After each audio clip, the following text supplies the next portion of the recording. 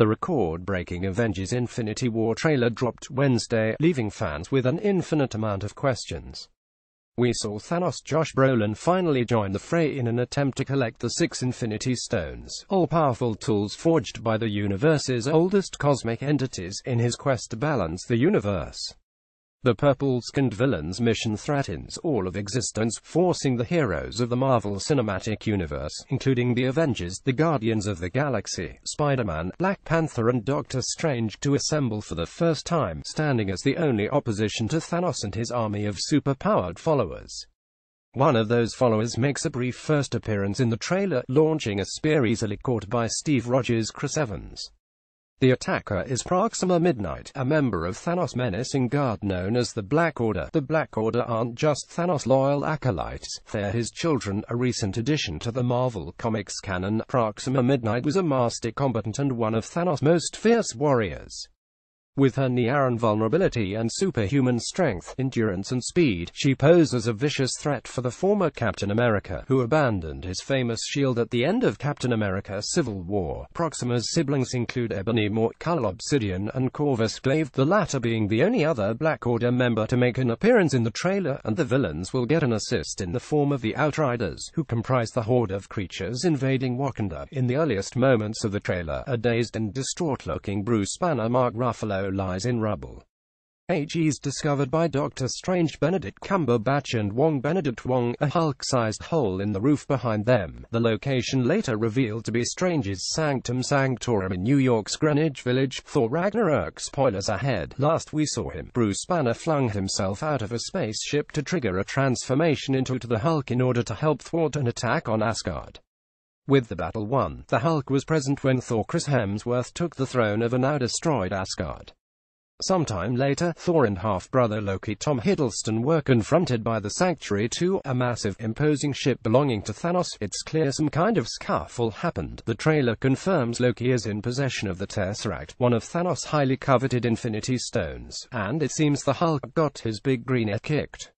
It's obvious Hulk fell from the sky, but does it happen during a fight, or does Loki, who was working for Thanos in the Avengers, and who seemingly made strides to redeem himself in the final moments of Ragnarok, play keep away with his old boss, to prevent the Mad Titan from obtaining the powerful weapon Hulk didn't happen to land in the Sanctum Sanctorum?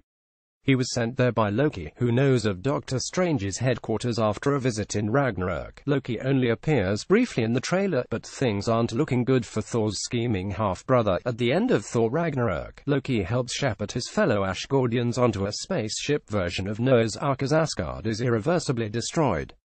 Thanos seizes the ship and lays waste to the Asgardians, and possibly everyone on board, aside from Hulk, who makes it back to Earth for the first time in years, and a weary-looking Thor, who runs into the Guardians of the Galaxy. It would be tragic if all of the Asgardians were whisked away from Asgard moments before its destruction, through the combined efforts of Thor and his usually traitorous brother, only to meet the doom not long after. At the hands of Thanos, seeking the Infinity Stone currently in Loki's possession. Will Loki, upon seeing the dead Asgardians littering the ground, hand the Infinity Stone over without a fight in an attempt to avoid the same fate, or will he use his trickster powers for good and defy Thanos, even if it costs him his life? Peter Parker Tom Holland is on a school bus when his spider sense is triggered, directing his attention to a strange floating object hovering ominously above Queens. The Amazing Spider-Man leaps into action, landing on the circular gears. The piece of alien machinery is doing something, but what? Does it open a portal? If so, for where and for what purpose? Whatever it is, it's wreaking havoc on the city below. It's caused some fires, trees are shaking like a leaf, and there's rubble and destruction in the streets. Is the big metal donut after something? If so, what could it happen to have anything to do with the Time Stone currently in Doctor Strange's possession? At the end of Spider-Man Homecoming, Peter is awarded a new Iron Man-inspired Spider-Man suit by Tony Stark, who welcomes the teen hero to Earth's mightiest heroes, only for the wannabe Avenger to turn the offer down, choosing instead to stick close to the ground. For now, friendly neighborhood Spider-Man, Peter says. Somebody's gotta look out for the little guy. Right come Infinity War, Spidey is seen racing into action suited up in his even more high-tech digs. Either Peter took Tony up on the offer sometime after Homecoming, or the rookie hero spots the giant floating circle thingy and immediately contacts Mr. Stark, who tells him to sit this one out.